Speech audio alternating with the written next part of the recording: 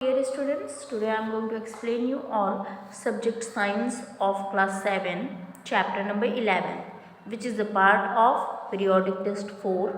Okay, तो periodic test 4 में आपका दो chapters है 11 and 12. So today I am going to explain those exercises. So first is take the correct answer, MCQs. First question is the dash consists of three major components, blood, heart and blood vessels. So यहाँ पे question कह रहा है कि वो क्या चीज़ है जो कि तीन मेजर कंपोनेंट्स से बना हुआ है. वो क्या है? ब्लड है, हार्ट है और ब्लड वेसल्स है. तो वो क्या है? वो है हमारा सर्कुलेटरी सिस्टम. हमारा सर्कुलेटरी सिस्टम है. Okay, now second number is blood circulates across the body through a network of tube called dash. जो हमारा ब्लड है वो सर्कुलेट करता है हमारी बॉडी में एक नेटवर्क के थ्रू, जो कि एक ट्यूब होता है. उसे क्या कहते हैं? उसे कहते हैं blood vessels. Okay, now third is the average person has about dash of blood. एक मतलब जो एक एडल्ट ह्यूमन होता है या फिर एक एवरेज पर्सन होता है उसमें कितने लीटर्स या फिर कितना ब्लड होता है? तो लगभग 5 litre. Okay, now fourth number is blood plasma also contains dash and other dissolve nutritions. तो यहाँ कह रहा है कि जो ब्लड प्लाज्मा होता है उसमें वो क्या होता है और वो न्यूट्रिएंट्स डिजॉल्व भी होते हैं. मतलब दूसरे मतलब एक तो ये होता है जो कि ब्लड प्लाज्मा में होता है और एक मतलब ऐसे ही और भी न्यूट्रिएंट्स होते हैं जो कि डिजॉल्व होते हैं. तो वो है हमारा glucose. Okay, now fifth number is dash are made in the bone marrow and live for about 120 days. वो क्या है जो कि बोन मैरो में बनता है और बस 120 दिन के लिए ही वो जीता है, इसके बाद वो मर जाता है. तो वो है हमारा आरबीसीज. जो आरबीसीज हैं इनकी जो लाइफ टाइम होती है वो 120 दिन की होती है और ये हमारे में मतलब एक एडल्ट ह्यूमन में कहाँ बनता है? हमारे बोन मैरो में बनता है. बच्चा जब माँ के पेट में होता है तब जो आरबीसीज का निर्माण होता है वो कहाँ होता है? उनके लीवर में होता है, क्योंकि उनमें बोन्स नहीं होती है या फिर उस तरीके से डेवलप नहीं होती हैं. इस वजह से कहाँ बनता है? लीवर में बनता है. Okay, now six number is dash are smaller than the red blood cell in the body. हमारी बॉडी में रेड ब्लड सेल से भी छोटा सेल कौन सा है? तो वो है हमारा प्लेटलेट्स. मतलब आरबीसी से भी छोटा क्या है? प्लेटलेट्स है. Okay, now seventh number is a normal adult human being excretes about dash of urine per day. जो एक नॉर्मल एडल्ट ह्यूमन होता है वो पर डे कितना यूरिन अपने बॉडी से बाहर निकालता है? तो लगभग 1.5 लीटर. ओके, नाउ अब आपका फिलिंग द ब्लैंक्स यहाँ पे है. फिलिंग द ब्लैंक्स, तो यहाँ पे क्वेश्चंस आपको इस तरीके से ही दिए जाएंगे. जहाँ डैश है वहाँ पे आपको क्या चीज़ भरना होगा वो आपके ऑप्शंस में रहेंगे. आपके पास 3 ऑप्शंस या 4 ऑप्शंस होंगे, तो उसमें से जो आंसर इसमें है वो आंसर उस ऑप्शन में भी होगा और फिर जो भी सही होगा आपको उसको क्या करना है? टिक करना है, टच करना है आपके ऑनलाइन टेस्ट में. Okay, so your first question is dash and dash do not require a system to transport materials. ये कौन से चीज़ें हैं जो कि मतलब सिस्टम में नहीं चाहिए और जो मटेरियल्स होते हैं उनको भी ट्रांसपोर्ट ये नहीं करते हैं. तो वो क्या है? अमीबा है और पैरामीशियम है. अमीबा और पैरामीशियम क्या है? एक यूनिसेलुलर ऑर्गेनिज्म है.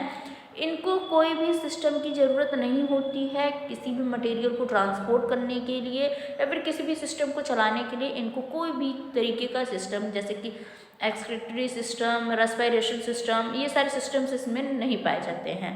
ओके, क्योंकि ये यूनिसेलुलर होते हैं, सिंगल सेल्ड होते हैं. Now second number is all the blood vessels are connected to the main organ of the system called dash. जो हमारा सर्कुलेशन सिस्टम होता है या फिर ब्लड सिस्टम होता है या हमारा ब्लड वेसल्स होते हैं, ये एक मेन ऑर्गन से कनेक्टेड होते हैं। उस ऑर्गन को क्या कहते हैं? उसे कहते हैं हार्ट। ठीक है, हार्ट से ही सारे जितने भी वेसल्स होते हैं, ब्लड वेसल्स होते हैं, वो सब जुड़े हुए होते हैं किससे? हार्ट से।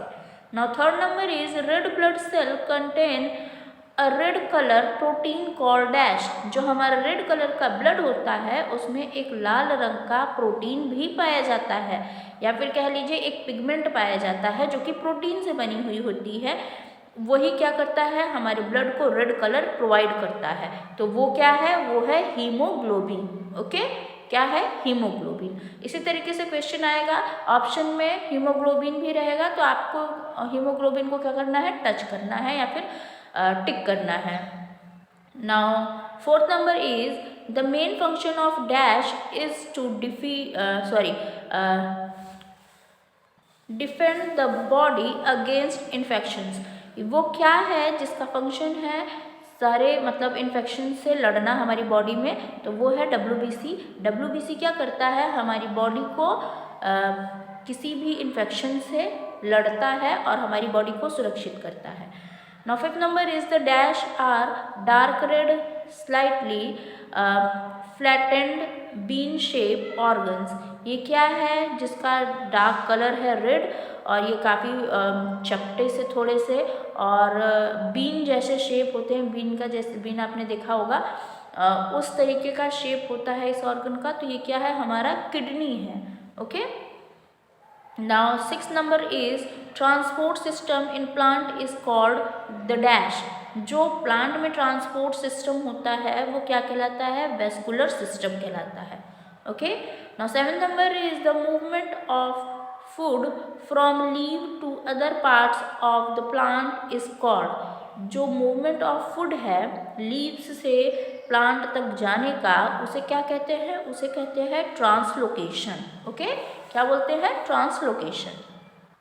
इसी तरीके से आपके ट्रू फॉल्स आएंगे, क्वेश्चंस लिखे रहेंगे, आपको ट्रू या फिर फॉल्स पे टिक करना होगा। Okay, so first is every part of organism get nutrients and oxygen directly through cell diffuser. तो क्या सभी प्लांट में मतलब सभी पार्ट्स ऑफ ऑर्गेनिज्म जो हैं वो न्यूट्रिएंट्स और ऑक्सीजन डायरेक्टली अपने सेल्स के द्वारा पाते हैं, मतलब सेल्स में जाके डिफ्यूज़ होते हैं? तो yes, true. Now second is blood circulate across the body through a network of tube called blood vessels. True, क्योंकि जो ब्लड सर्कुलेशन है या फिर ब्लड जो सर्कुलेट होता है वो हमारी बॉडी में एक नेटवर्क जो कि एक ट्यूब के माध्यम से होता है, जिसे हम क्या बोलते हैं? ब्लड वेसल्स बोलते हैं। Third is red blood cell contain a red colour protein called haemoglobin. क्या रेड कलर का जो ब्लड सेल होता है उसमें एक रेड कलर का प्रोटीन पाया जाता है जिसे हीमोग्लोबिन कहते हैं? तो जी हाँ, this is true. Fourth number is the lower chamber of heart with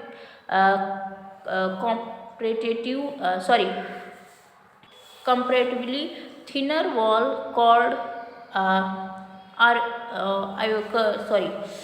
auricles. तो यहाँ पे कह रहा है जो लोअर चैम्बर होता है हार्ट का वो क्या होता है? बहुत ही पतली वॉल होती है। मतलब जो चैम्बर होता है वो कितने चैम्बर में होता है हमारा हार्ट? 4 चैम्बर्स में। तो जो ऑरिकल्स होती हैं वो क्या होती हैं? वो एक पतली सी वॉल होती हैं जिसके द्वारा वो चैम्बर्स क्या होती हैं? एक दूसरे से अलग होती हैं। तो क्या ये बात सही है? जी नहीं, ये बात सही नहीं है। ये क्वेश्चन ऐसा कह रहा है लेकिन ये बात सही नहीं है। ऑरिकल्स के द्वारा नहीं, मतलब कि जो चैम्बर होती हैं वो लोअर नहीं होती हैं बल्कि टॉप चैम्बर होगा। ओके, अगर टॉप होता है तो ये स्टेटमेंट सही होता। ठीक है, now fifth number is the organ system responsible for removal of the wastage is called the excretory system. तो क्या जो ऑर्गन्स होते हैं रिस्पॉन्सिबल होते हैं चीज़ों को, वेस्ट चीज़ों को बाहर निकालने में, उसे क्या कहते हैं? एक्सक्रीटरी सिस्टम कहते हैं। जी हाँ, ट्रू आप करेंगे। Now six number is the xylem and the phloem from a continuous network of tubes in the animal. तो क्या जाइलम और फ्लोएम, पहली बात तो जाइलम फ्लोएम एनिमल का पार्ट ही नहीं है। जाइलम फ्लोएम प्लांट्स में पाए जाते हैं, एनिमल्स में नहीं।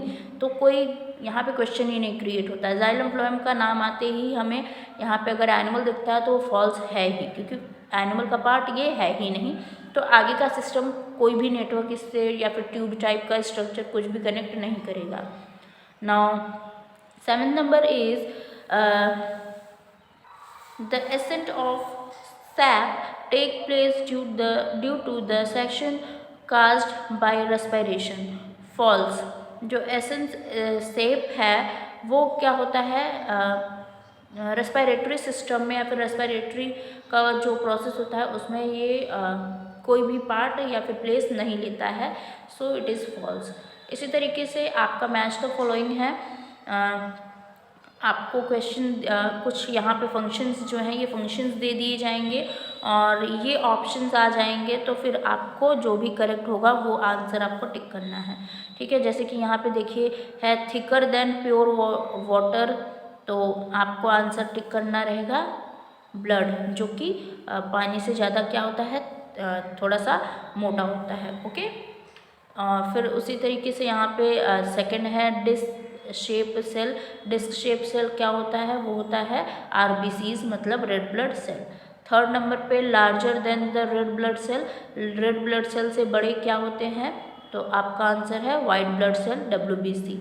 ना फोर्थ पे देखिए smaller than the red blood cell, red blood cell से छोटे कौन होते हैं, तो आपके प्लेटलेट्स होते हैं। फिफ्थ नंबर पे देखिए construction and relaxation of heart, तो जो कंस्ट्रक्शन है और रिलैक्सेशन है हार्ट का वो क्या है, वो है आपका हार्ट बीट है। ओके, नाउ 6 नंबर पे देखिए ये है responsible for removal of the waste, waste को रिमूव करने के लिए रिस्पॉन्सिबल कौन है, एक्सक्रीशन है। ओके, नाउ डायलिसिस, डायलिसिस क्या करता है, cleaning the blood of person with kidney failure, तो जो डायलिसिस होता है वो जब पर्सन का किडनी फेल हो जाता है तो ये ब्लड को क्या करता है, साफ करता है। इसी तरीके से आपका क्वेश्चन आंसर भी आना है, तो क्वेश्चन आंसर में क्या होगा, आपका आंसर्स जो है उसी में fill in the blanks type का बनेगा, फिर उसके बाद आपको वो चीज़ आपके ऑप्शंस में दिखेंगे और आपको उसको टिक करना है। Okay, so in this way आपका ये चैप्टर कंप्लीट होता है। अब हम स्टार्ट करते हैं chapter number 12। Now MCQs, first number, fragmentation is common in some filamentous algae like dash। जो फ्रेगमेंटेशन है वो हम फिलामेंटस एल्गीज में देख सकते हैं, जैसे कि स्पायरोगायरा। स्पायरोगायरा एक एल्गी है जिसमें हम जो फ्रेगमेंटेशन है उसको हम उसके फिलामेंटस में देख सकते हैं। Now second number is filamentous algae have dash arrangement lengthwise. जो फिलामेंटस एल्गी होते हैं उनका क्या सिंगल सेल्ड होते हैं, जो कि अरेंजमेंट उनका लेंथवाइज से होता है। Now third is dash reproduction is dash reproduction is a characteristic of flowering plant. तो ये क्या है, ये है सेक्सुअल जो रिप्रोडक्शन है वो हमें किस में, फ्लावरिंग प्लांट्स में देखने को मिलता है। Fourth number is the dash has both male and female reproductive part. ये कौन सा क्या मतलब ये क्या है, ये एक फ्लावर है जिसमें हमें दोनों मेल और फीमेल रिप्रोडक्टिव पार्ट्स देखने को मिलते हैं। Fifth number is the swollen part at the bottom of a pistil is called dash. तो जो स्वेलोन पार्ट होता है बॉटम से पिस्टल का, उसे क्या कहते हैं, उसे ओवरी कहते हैं। Okay, now 6 number is the dash develop into a baby plant which is also called an embryo. तो ये क्या है, जाइगोट है। जाइगोट जो है वो बेबी प्लांट में डेवलप होता है और जिसे हम एम्ब्रियो भी कहते हैं। Now 7 number is the dash is the male reproductive part of the flower. तो स्टेमेन, स्टेमेन जो है वो male reproductive part of a flower है। Okay, now filling the blanks, filling the blanks भी इसी तरीके से आएगा। Okay, so first question is some plants such as fern and mosses multiply dash through spores. तो जो कुछ प्लांट्स होते हैं जैसे फर्न और मॉसेस हो गए, ये सब क्या करते हैं, ये अपने स्पोर के द्वारा एसेक्सुअली क्या करते हैं, अपने आप को मल्टीप्लाई करते हैं। Second is filamentous algae have dash arrangement lengthwise. जो फिलामेंटस एल्गी हैं उसमें क्या है, सिंगल सेल होते हैं जिनका अरेंजमेंट लेंथवाइज होता है। Third, dash is a method of vegetative propagation. तो जो टिश्यू कल्चर होता है वो क्या होता है, एक मेथड होता है जिससे वेजिटेटिव प्रोपेगेशन होता है। Fourth is the flower has both male and female dash part. एक फ्लावर में दोनों पार्ट होते हैं, मेल और फीमेल रिप्रोडक्टिव पार्ट होते हैं। Fifth number is the swollen part at the bottom of a dash is called dash. तो जो swollen पार्ट होता है बॉटम का उसे पिस्टल कहते हैं, और मतलब वो पिस्टल होता है, और इसका जो आखिरी मतलब जो उसका भाग होता है उसे ओवरी कहते हैं। Six number is dash is a sweet liquid usually present at the base of the flower. मतलब नेक्टर एक बहुत ही स्वीट लिक्विड होता है जो कि यूजुअली प्रेजेंट होता है फ्लावर के बेस पर। Now seventh number is the zygote develop into a baby plant which is also called an dash। जो जाइगोट होता है वो डेवलप होता है एक बेबी प्लांट में, और उसे क्या बोलते हैं, उसे एम्ब्रियो बोलते हैं।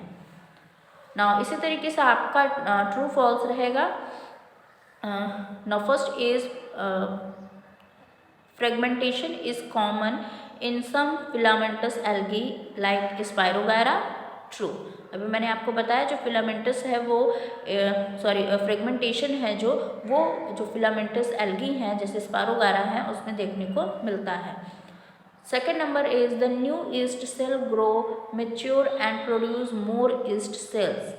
जो नया सेल ईस्ट होता है उसका सेल ग्रो करता है एक मेच्योर की तरफ, और फिर वो बहुत सारे ईस्ट को क्या करता है, प्रोड्यूस करता है। सो ये स्टेटमेंट ट्रू है। Now third is plant which have flower और have seed can reproduce by vegetative propagation.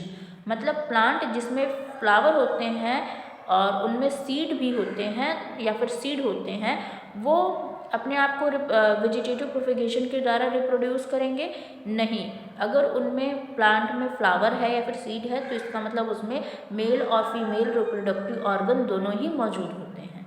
ठीक है, तो उसमें वेजिटेटिव प्रोपेगेशन नहीं होगा। False. Now fourth number is sexual reproduction is a characteristic of flowering plant. True. जो sexual reproduction है वो फ्लावरिंग पार्ट में होता है।